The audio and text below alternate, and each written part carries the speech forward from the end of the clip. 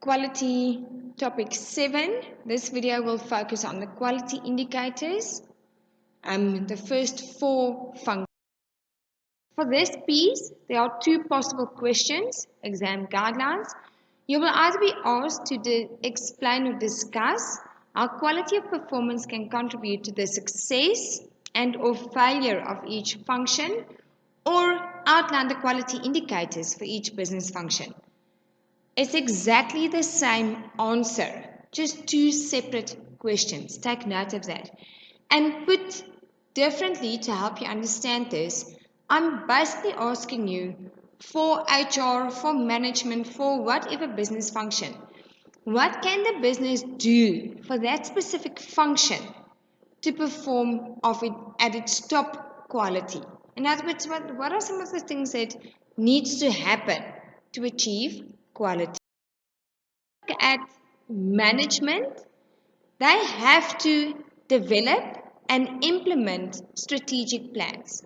So they have to give the business its direction, if we look at it that way. They also have to allocate the business resources correctly.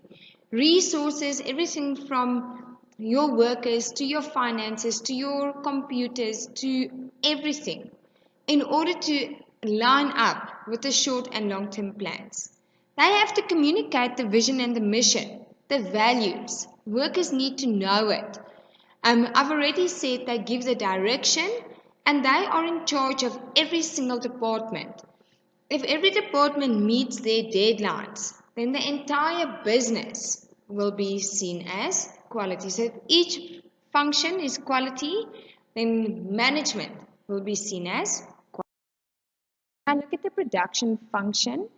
What you guys need to remember, dot 1, products have to meet the customer's requirements according to what you've said in terms of safety, reliability, and durability.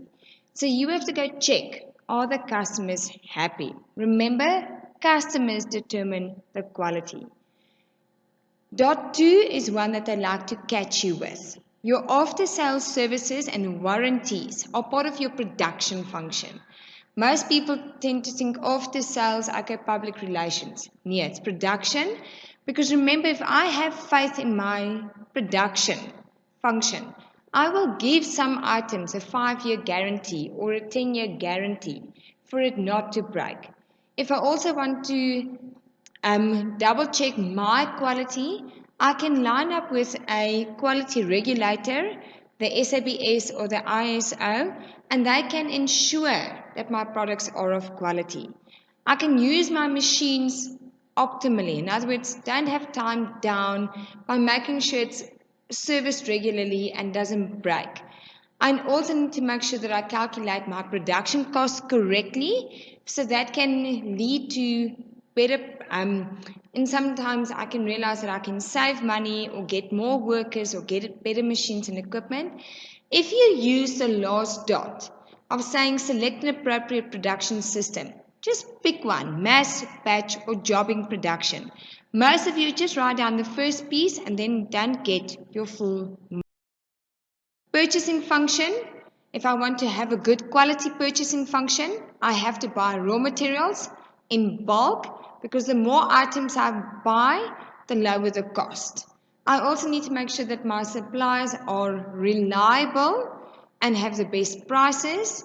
I need to make sure that my goods the order is placed timeously. In other words, I do not want to wait for the goods to come, because that will impact my production function.